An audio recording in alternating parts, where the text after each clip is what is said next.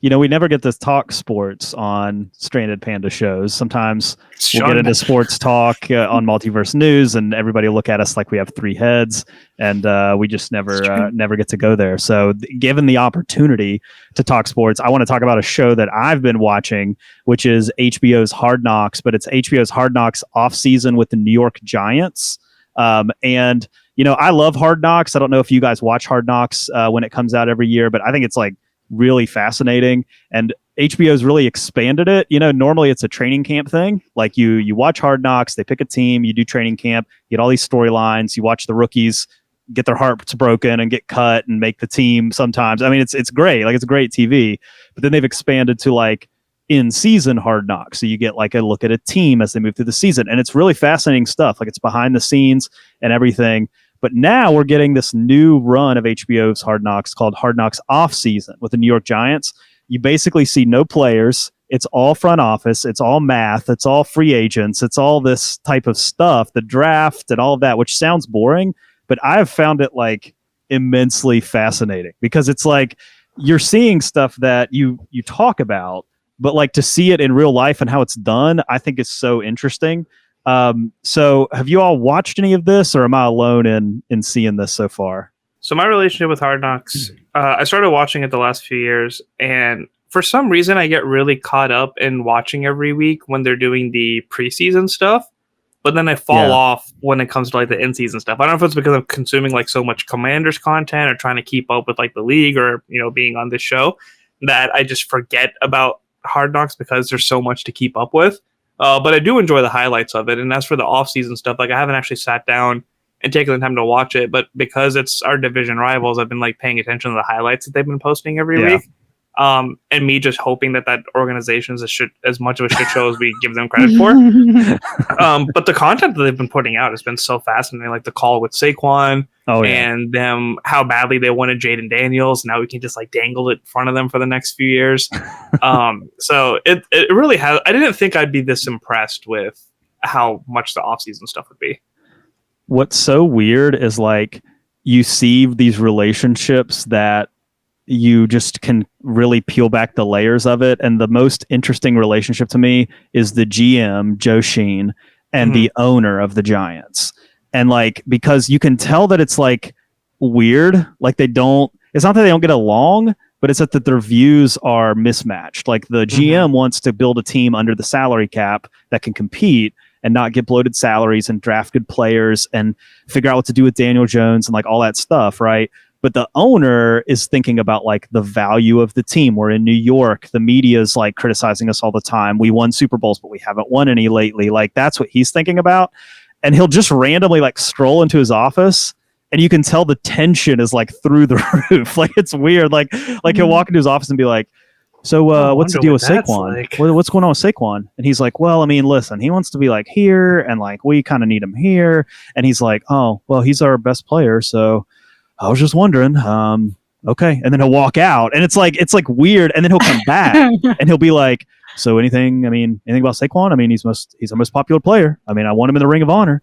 And he'll be like, "Well, I mean, it's just that everybody else is outbid." Like he's trying to explain it to him like he's like a grandpa. He's like, he costs this and we want him at this. Like he's trying to get the point across. And the guy is like so just focused on like, no, we need Saquon here because he's money machine and like people love him.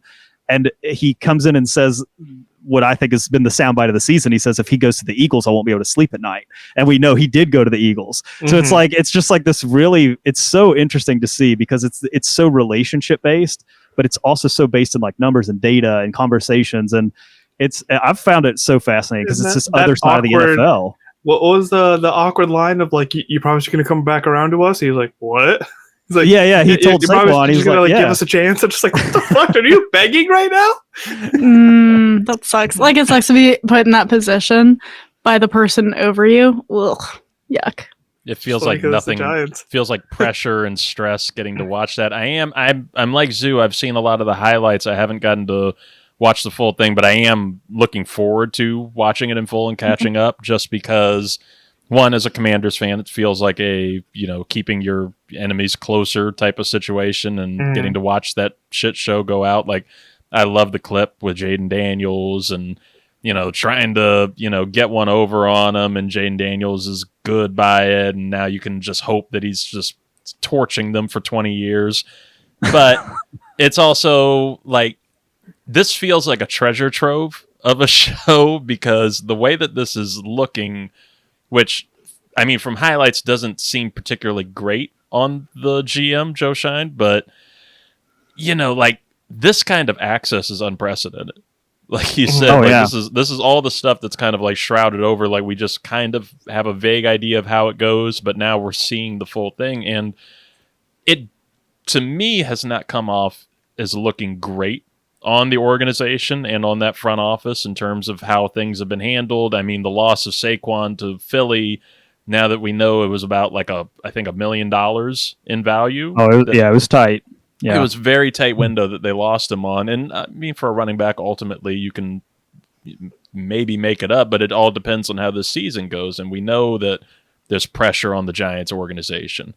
And if this comes back as like some type of Exhibit A evidence along with a poor performance during the season, and you have the fan base like throwing memes out from this Hard Knocks and calling for the firing via the Hard Knocks episodes and scenes, then like I know they'll keep doing the show and doing the off-season version, but I don't know how many teams are going to be willing to be on board with it or try to sanitize it with the league's help. Yeah.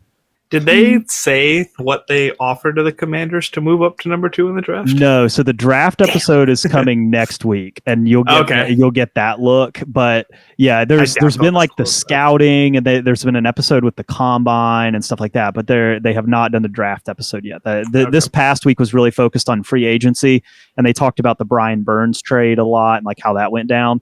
But what I think is interesting too is like these things kind of go down in the same way that we talk about it is the same way they talk about it.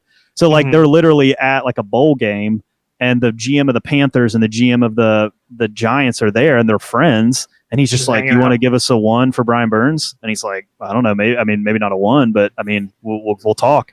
And like that's where it started. Like that's really interesting to me. Like it's just they're just shooting the shit, and they're just talking about like, "Oh yeah, I mean Brian Burns, he's pretty good." Well, then they pull the defensive coordinator, and they're like, "What do you think about Brian Burns?" He's like, "I mean, I like Brian Burns. I mean, he's pretty good." I'm like, "Okay. Well, he likes Brian Burns, so I guess let's call him and see." It's just like the way we would talk about it is like the way they talk. Casual. It's like you think that it's like some kind of like they have a matrix or something, but it's kind of just they just talk. Like they just kind of have conversations a little bit, and that's how they just sort of generate like. So all the time that they're like, sure, yeah, I like him. All the times that people say it's like, oh yeah, what actually is draft value? So like, they don't fucking know either. It's no, like, they don't. How does this one sound? Like even bringing the guys in for the interviews, they're just like, oh yeah, I'm going to read you a long play, and then 5 minutes later I'm going to say it, and if he remembers it, I'm supposed to be like blown away. It's like, I don't know, like it seems like there should be more than this, I guess, on some level. This is what happens when you pull the curtain back on the Wizard. Like, and I think we're going to talk about that with my topic too, where it's like, I don't know if we want to be seeing all this, because does it kind of take the guild off of the thing, the institution, the franchise, to see that they're just doing the same shit we are, but getting paid a lot more money, which is, infuriating on so many levels. You just want to see it for your division rival. That's all. I love it for right now. And it's like I say, for right now, I'm going to enjoy it for everything, because I just know how this league will operate, because we've seen it with Hard Knocks, like the main iteration of the show, where it just depends team by team who's going to give that access, right? Like I remember when the Raiders were on or maybe it was more at this point. It was back when John Gruden came back, and first episode was so sanitized, where he's literally kissing babies and handing them back to people. Like he was like the face of Oakland. John Gruden is like Oakland's savior, and then they moved to Vegas the next year. And before that, you had the Cleveland Browns, who gave like almost too much access, where you're seeing Hugh Jackson learn about his mom dying. So like you don't know which way the show can go. The Raiders one was one of the best ones, because it was the Antonio Brown summer, which was like right. where he like froze his foot off and like and then quit mid training camp and everything. Like that was fantastic. You got to see all of it. But they missed everything on there, because he froze his feet, but we didn't get where he called Mike Mayock a cracker, and so it's just like, kind of like, what do we do? I feel like the Raiders should be just every other year Hard Knocks. Like they're just on a continual. some shit's gonna go down with them every other year. Well, sticking, I think, in the same area of, football on TV, I think that we can go over, good companion plate over here with Hayley Hobbs. What do you got for us? Hard Knocks' knockoff brand on Netflix, which is Receiver this year.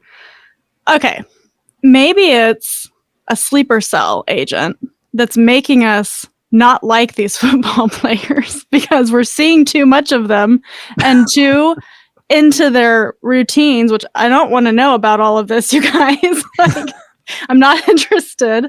And I don't know. I quarterback was, from a biased point of view, it was amazing because Patrick Mahomes and we won the Super Bowl, and how could you not love watching that as a Chiefs fan? But then I thought Receiver was so boring. We aren't even done. I had to tap out. I was like, I can't even stand watching this anymore. I'm so bored. And my husband's like, I paused it before the division stuff. We'll get to. I'm like, okay, I'll watch that. But I don't know. I'm just there's obviously this, the quarterback skill position, receiver skill position, but there's clearly a chasm even between those two skill positions, and it's very apparent when they're being interviewed and when you're watching them just do their stuff. And I was just this is not as compelling as they wanted it to be. And I know the quarterbacks didn't want to do it and whatever, but it's well, maybe leave a good thing alone then. I don't know. I'm not into it. It's wild to me that the quarterbacks didn't want to come back to. So I have the kind of opposite reaction from you, Hayley. I've started Receiver and I enjoyed the first episode a lot. I'm midway through the second episode while dealing with daycare stuff. But damn kids, fuck them kids. But the quarterback, maybe I just wasn't in the mood for it. Maybe I need to give it another try. I just couldn't get through the first episode enough, and I don't know if it was once Mariota's gone, it gets a lot better. Yeah, Mariota is a drag. My God, Mariota was boring the hell out of me. So boring. It was Mariota and Kirk and Julie Cousins picking out his clothes for the day. It just wasn't doing it for me. But it was still kind of fascinating from a a morbid point of view. Yeah. But Receiver's been interesting to me from the start, just from the choices. I think Amon-Ra St. Brown, interesting choice because then it dives into his bizarre family and his bizarro Superman kind of dad. That was a Mr. Universe at one How would he have turned out if not in the NFL? He didn't have a choice. Are you kidding me? He had zero choice. He was literally we'll send you away. He was born and bred for this. And Deebo Samuel was a kind of low-key weird choice, and now especially with hindsight, Brandon Ayuk probably would have been the better shot right there, especially how in the news he is now. Every time he popped up in a scene, I'm just give me something. Give me something. The whole choices altogether, because George Kittle, if you're going tight end, they decide to throw a tight end to receiver. If you're going to go tight end, cool, Kittle's somebody that you don't want to walk into in a cornfield at night. He's that kind of crazy personality, but you got Travis Kelce right over there. You've been loving Travis Kelce as a league for a while. Throw him on the show, and it would have been the year. He was busy on his Boost tour, but it would have been the season. You would have had Taylor Swift all over this show. Well, and they probably were oh, the internet hated it. It's well, some people hated it. You want your watch numbers to go up? You put Taylor Swift on it. Hell yeah. And then Devontae Adams, I don't why. I mean, why? I don't know why. I mean, he to me was depressing. The most he to me was the most interesting one because of all of the drama. Yeah, that's Deebo brought no drama. He was just anytime you saw him, he was just getting physical therapy or whatever. That was the only thing he did the whole show. Kittle, I'm a dad and a wide receiver. Next, Kittle annoyed me. At the beginning, annoying. I was fine with him, and I'm super biased. I'm a Packers fan. I hate the 49ers. They've beaten the Packers in the NFC Championship 40 times in my lifetime. I know that. I know that I'm biased, but his whole shtick of I'm the cool guy who doesn't take anything serious and I'm going to manifest everything and I'm going to walk around. It's fine, I guess, if you're winning and you're just blowing through the playoffs and you're blowing people out by 40 or whatever every week. But it's not that cute if you're losing. You just kind of look like a doofus. And like, so it's like when they lost the Super Bowl, it's like, okay, maybe your whole thing isn't as like appealing to the masses as you think it is, I guess, on some level. Like your whole like I just don't care about anything guy. And I don't know. It's just like by the end, I was like so annoyed by him. It was just like especially that last scene. You don't become a pro athlete by quote not caring about anything. Like right, that's not life. And that's what's happened. Is he's part of this like very select group of people on planet Earth. We're just like everything's worked out. You know what I mean? Like he was probably the best player in his high school. Then he went on. He was one of the best players of his college. Then he got drafted. Then he went to a team. Then he got. You know, it's like. Then he made it to the NFL. He got on the team, like all that stuff. Dating a hot, considerate girl the whole time. Like it's just, you know, it's like, of course he believes in manifestation. Like everything's fallen his way his whole life. Like, you know, he wouldn't if it hadn't. You know, if he had not, you know, maybe I don't know, been 4 inches shorter or something, like he probably wouldn't believe in all this manifestation stuff.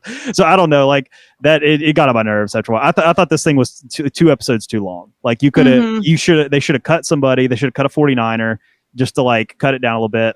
The Amon-Ra thing's good because his family's bizarre and his dad was probably abusive. Let's be honest. Not even probably. His dad hates his girlfriend. I mean, hates his girlfriend. It's so apparent. He's like, oh yeah, he made us repeat every morning, girls are dream killers or whatever. I was like, why would you do that? Like, just I don't know. Dude, when the popcorn got like dumped on her, his dad's just like, I was like, oh my God, you suck. So I was cool with Amon-Ra. I was cool with Devontae because it was a lot of drama. Jefferson like never really, I mean, he had the storyline of like being hurt, but like I've seen that. Yeah, like I've seen that so many times on Hard Knocks and on, you know, I've seen the idea of like you got a sore hamstring and you're in recovery and it's hard and you have to do all this therapy. Like I know that, you know, like I just felt like, yeah, like it was missing somebody. Like there was somebody in there that needed to be in there that would have given it more pop, I feel like. You know what was cool was all that candy Justin Jefferson had in his house. I was like, you're a freak. I think it was DK Metcalf a couple years ago. Somebody asked him like, what do you eat? Because he looks like a machine. I mean, his body is like a Greek god. And they were like, what do you eat? And he was like, I eat one meal, I drink a cup of coffee, and then I just eat candy all day. And I was like, what the hell? It's a flex. Dude, when we had like our regional sports tournament, we were playing football, and my buddy, like the side pocket of his gym bag was literally just Skittle packets. And I was like, what is going on with that? And I guess he heard that quote and was like, oh yeah, we gotta eat the sugar like in the middle of the games and stuff to keep our energy up and this and that. I'm just like, what? Amon-Ra's dad being like, he doesn't need Gatorade, he needs Coke. He needs Coca-Cola. That's like an old guy thing to say. It's not 1982 anymore, Dad. That's such like a rural county high school coach thing to say to kids at halftime. And then he's like, but nobody listens to me. I'm like, because you're advocating for terrible choices. Because you're a psycho. You had your kids out bench pressing at 5 a.m. every day. Like, maybe give it a rest. I mean, the greats of this league, man, Marshawn Lynch, they used to throw Skittles at him from the stands. He would just like stand like that for Skittles the whole time. Or, you know, Lynn Dawson having a Fresca, I think it was like a Fresca and a cigarette during the halftime of the Super Bowl. So I'm blanking on his name. The Jets quarterback with the butt fumble, Mark Sanchez. He's the hot dog on the sideline. You know, he's famous for eating the hot dog and trying to sneak it. I think that hurt him during the game. Fourth quarter too. I think that came back to haunt him. I think he had a story with that. I love Devontae Adams. I saw every snap of his career in Green Bay. You know, I was watching greatness like at a high level. Like the dude is Hall of Fame level. Like he's one of the greatest. But like how to you did he come off in this? Because to me, like I kind of felt like the offer that the Packers made him, and again, I'm biased, but like I didn't think it was that crazy. Like he kind of acted like it was crazy. And I don't know if it came off that way, because I think you look at the Packers and you look at, all right, they are paying their whole receiver room like $2 million or something for 2 years now, and they're pretty talented. And Devontae is 30. And again, he's still playing at a high level, But I kind of wonder how he came off, because again, like I have to work through bias. Like I'm going to defend the organization, and I love Davante. I'm not going to take shots at him. Like I wish he was still on the Packers. But I also I felt like there was a little bit too much made of that. Like hey, they lowballed me, so I got to go out and get it from somebody else or whatever. So I haven't seen that episode yet, but from the little information, like from my first impression of like when all that went down, it was more of like, why would he leave to play with Garoppolo of all people when he's playing with he left to play a Hall with of Fame. Crazy he left to play with Carr, because they played at Fresno State. But then Carr left after a year. They cut him. But like he went to play with Carr, would you do that? Why would you leave Aaron Rodgers for that? Like, who's more likely to actually get? Like, you're still. I'm sorry, you're still making millions of dollars, right? So it's like if you have the opportunity to make millions of dollars and play with Aaron Rodgers and be more likely to get to a Super Bowl at that point, like it seemed weird for him to go to Vegas when, like, even if it was like low ball, like you had an opportunity to stay with Aaron Rodgers and actually like get somewhere. So it was odd. And that whole thing of like, I want to play with my college quarterback is exactly why I don't want Ayuk to play with Jaden Daniels right now. It's like, you're not fuck up a good thing. Here's your prime example of why. Hindsight kind of matters too a little bit, because Rodgers was, for the last couple of years of his career in Green Bay, he was really shaky. Like every time the Packers would lose in the playoffs, and then they would ask him, because the Packers went all in for like 2 or 3 years, and that's why they couldn't offer Davante this kind of money. They went all in multiple years in a row. They're paying for it last year and this year, where they're really just eating all this dead cap money from all these veterans and all this, where they tried to win and they didn't. But they would lose in the playoffs, and they knew that they were going to be worse next year than this year because they were going to lose guys. And they would ask Rodgers, and he would always say dumb shit. He'd be like, well, my future's a beautiful mystery or whatever. Like, he wouldn't just be like, yeah, I'm going to play. That's fair. And I think that mattered. Like, I think Davante kept hearing that, and he didn't know what Jordan Love was going to be. And I think he just kind of was like, all right, if you're going to leave, I'm going to go play with my guy, like, and I think that mattered more than maybe Rodgers would care to admit, or maybe even Davante would care to admit on some level. I don't know, because in the one where they play the Jets and Rodgers is still on the sideline, but they're like, practically making out with each other. Yeah, on the boys. field. Oh, I missed you, dog. All that dinner last night. That's what I needed that so bad. I was like, okay, guys.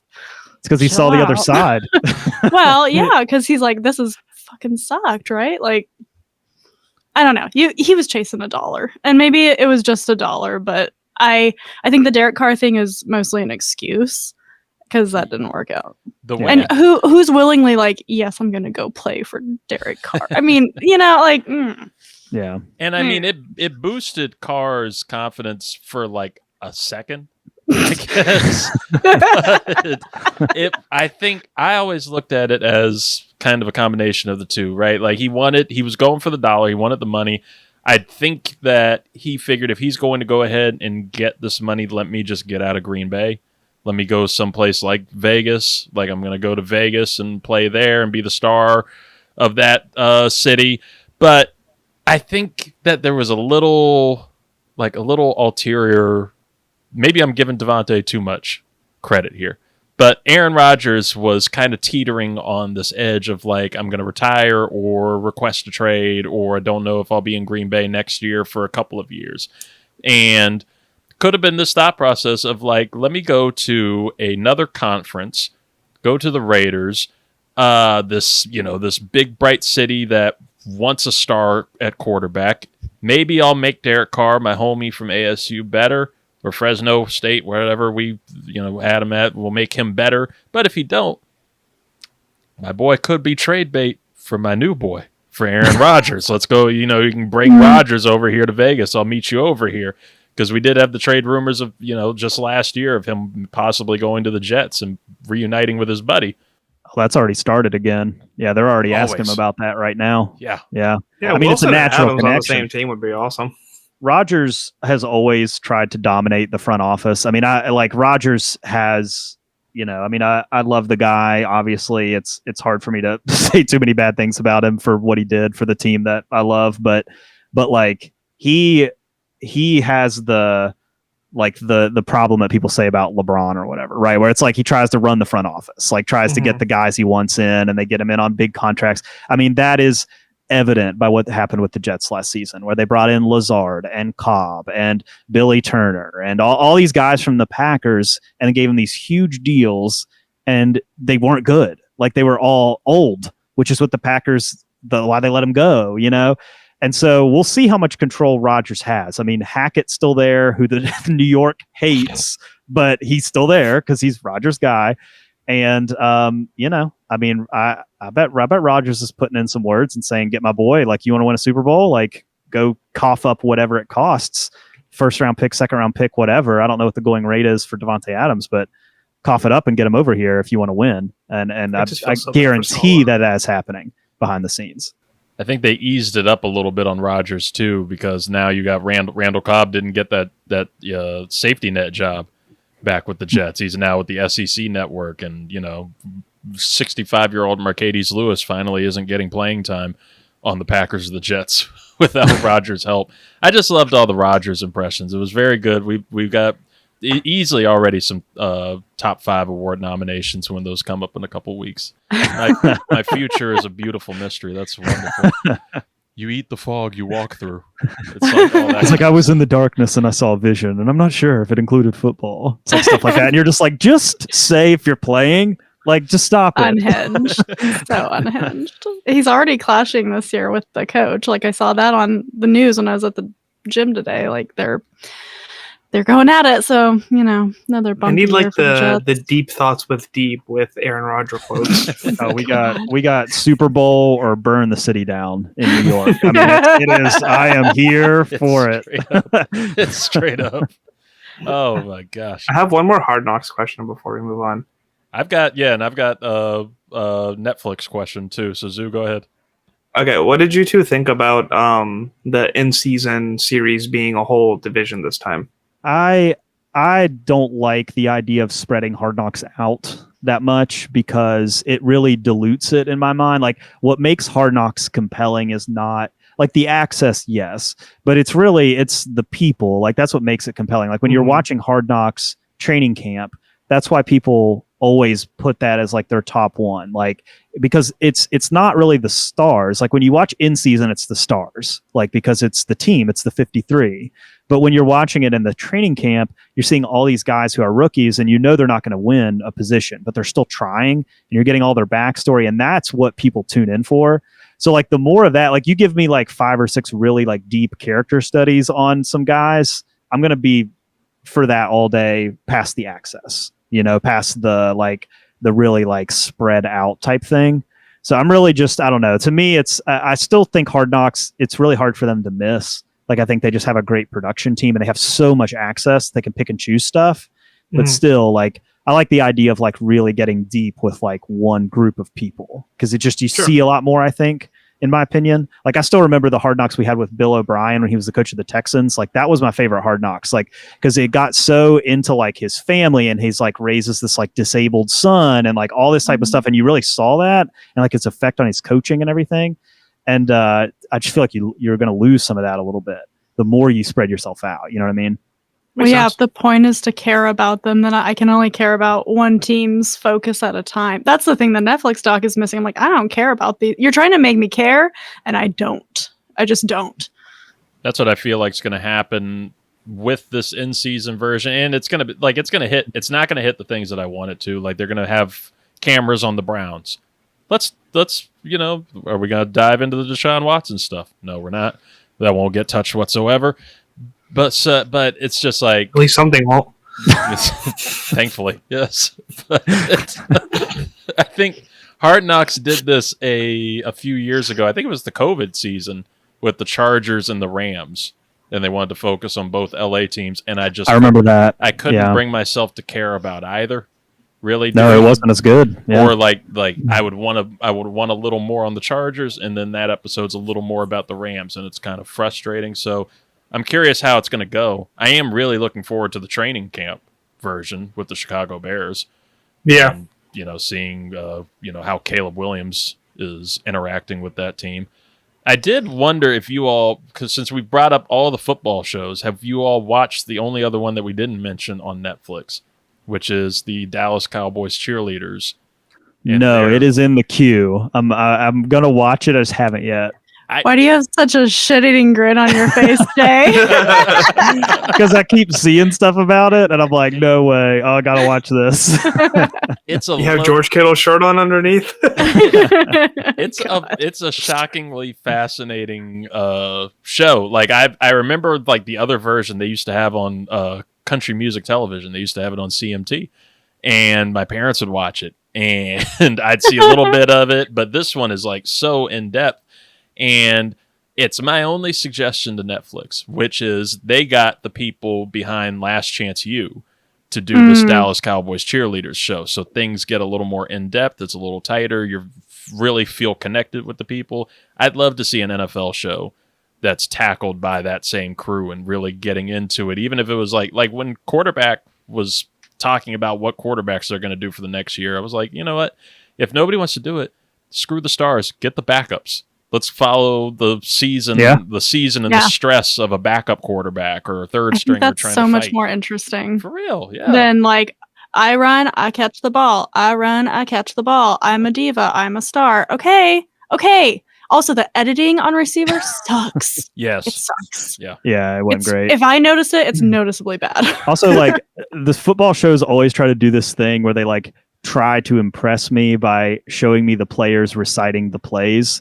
And I'm just not impressed by that very much. Like they're like, okay, oh yeah, this playbook is this thick, and on this page it says Alpha Right Bravo, comeback hitch or whatever, and then I can say it back or whatever. And it's like, aren't all people in all jobs kind of like, I don't know, like if I doing what they're supposed to do? Yeah, like sit down with any of your friends, menu and all the toppings on like, it. Like get together with your friends at a bar and just be like, what do you do at work all day? And I bet pretty fast you'll be like, wow, you know a lot about this thing. Like, I don't know. It just feels like we kind of do that as human beings. I'm just like not that impressed by that. And they always try to do that. I'm just like, okay, I get it. But it's, I don't know. I'm just not blown away by that like they want me to be. Is weak sauce. I think any opportunity to hear the players talk unfiltered, like what they actually say on the field, is appeal for me. Yeah. I think outside of that was just unless it's like yes, they actually cuss. It's Kittle. Let me take this in. I got a lollipop. Like that's the kind of thing that comes out of his mouth, and I'm like, shut up. And that's the thing. There's a rumor because NFL films, like when they're mic'd up the whole game, so that audio is somewhere. And I mean, I played football a little bit. I know on the field some, like just in high school, some of the truly awful shit that is said, like just in the heat of things. And I know that it's out there. Like, that these players are saying some wild stuff out there. So there's got to be like lost underground in a vault, a treasure trove. Yeah, like a vault of like, this can never get out. Filth. Unless you're Phillip Rivers, like anytime he'd be mic'd up, he'd just be like, "Oh shoot, dang it!" Kirk too. Gosh darn it. And Andrew Luck, anytime he gets sacked, he'd be like, "Good sack, buddy. That was great. Good job." Everybody else is like, "Fuck you, dude! Like, get the fuck out of my face!" Like everybody else is losing their minds. Jump in.